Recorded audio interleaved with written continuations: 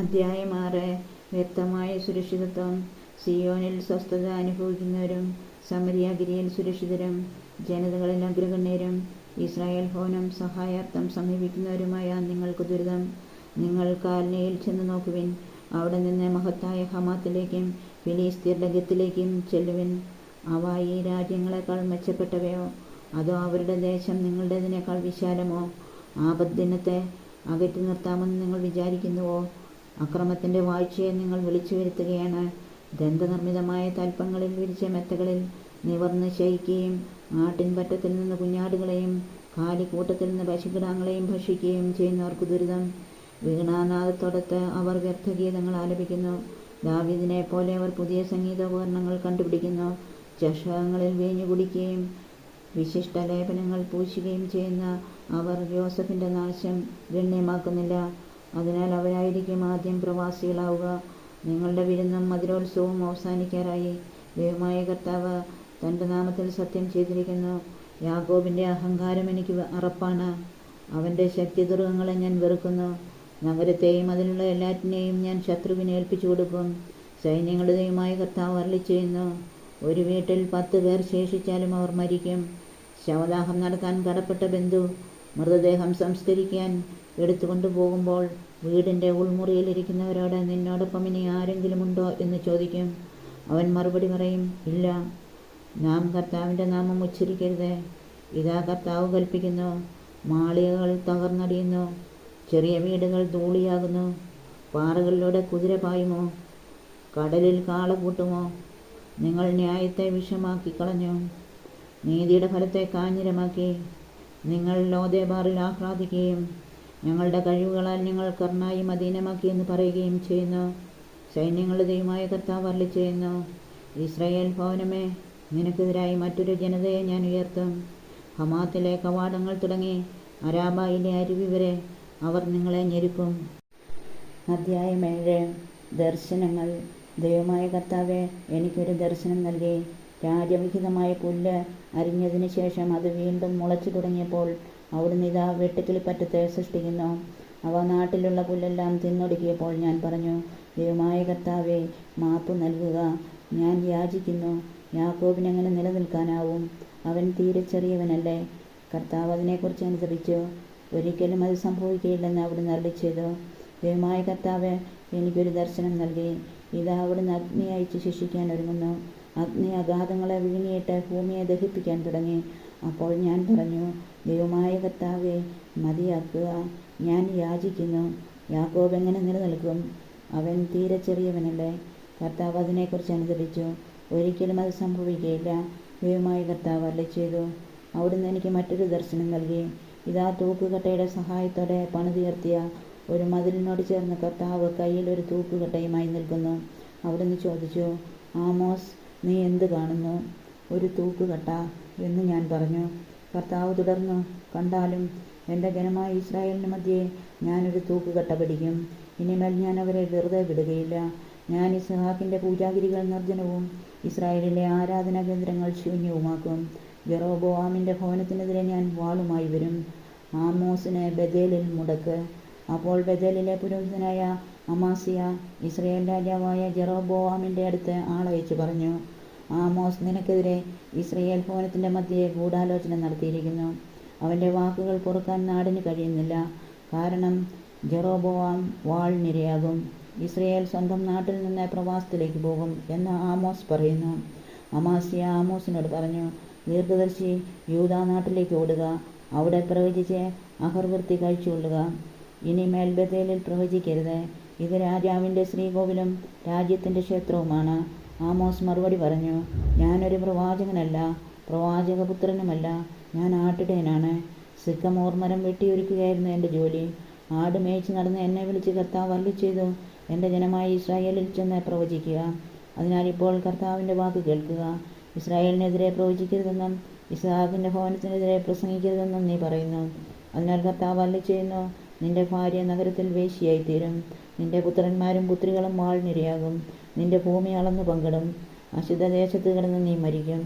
Israel തീർച്ചയായും സ്വദേശം വിട്ട് പ്രവാസത്തിലേക്ക് പോകും. അധ്യായം 8. ഇസ്രായേലിൻ്റെ നാശം. ദൈവമായ കർത്താവ് എനിക്കൊരു ദർശനം നൽകി. ഇതാ ഒരു കുട്ട നിറയെ ഗ്രീഷ്മഫലങ്ങൾ. അവിടുന്ന് എന്നോട് ചോദിച്ചു, ആമോസ്, നീ എന്ത് കാണുന്നു? ഒരു കുട്ട ഗ്രീഷ്മഫലങ്ങൾ. ഞാൻ മറുപടി പറഞ്ഞു, കർത്താവ് അരുളിച്ചെയ്തു, എൻ്റെ ജനമായ ഇസ്രായേലിൻ്റെ അവസാനം വന്നു കഴിഞ്ഞു. ഇനിമേൽ ഞാൻ അവരെ വെറുതെ വിടുകയില്ല.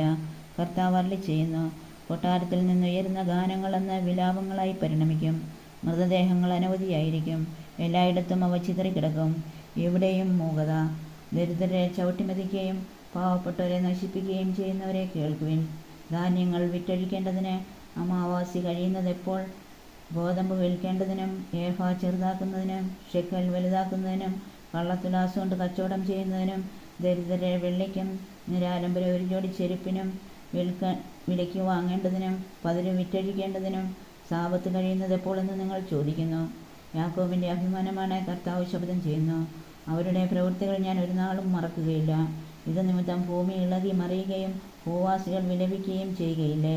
ദേശം മുഴുവൻ നൈൽ പോലെ പതഞ്ഞു പൊങ്ങും. ഈജിപ്തിലെ നൈൽ പോലെ ഇളകി മറിയും. ദൈവമായ കർത്താവ് അരുളിച്ചെയ്യുന്നു, അന്ന് മധ്യാഹ്നത്തിൽ സൂര്യൻ അസ്തമിക്കും. നട്ടുച്ചയ്ക്ക് ഞാൻ ഭൂമിയെ അന്ധകാരത്തിലാഴ്ത്തും. നിങ്ങളുടെ ഉത്സവദിനം മരണദിനമായും ഗാനങ്ങൾ വിലാപമായും ഞാൻ മാറ്റും. സകലരെയും ഞാൻ ചാക്കുടുപ്പിക്കും. എല്ലാ ശിരസും കഷണ്ടിയാക്കും. അത് ഏകജാതനെക്കുറിച്ചുള്ള വിലാപം പോലെയാകും. ആ ദിനം അവസാനം വരെ തിക്തമായിരിക്കും. ദൈവമായ കർത്താവ് അരുളിച്ചെയ്യുന്നു, ദേശത്ത് ഞാൻ ക്ഷാമം അയക്കുന്ന നാളുകൾ വരുന്നു. ഭക്ഷണക്ഷാമമോ ദാഹജലത്തിനുള്ള വറുതിയോ അല്ല, കർത്താവിൻ്റെ വചനം ലഭിക്കാത്തത് കൊണ്ടുള്ള ക്ഷാമമായിരിക്കും അത്. അന്ന് അവർ കടൽ മുതൽ കടൽ വരെയും വടക്കു മുതൽ കിഴക്ക് വരെയും അലഞ്ഞു നടക്കും. കർത്താവിൻ്റെ വചനം തേടി അവർ ഉഴലുമെങ്കിലും കണ്ടെത്തുകയില്ല.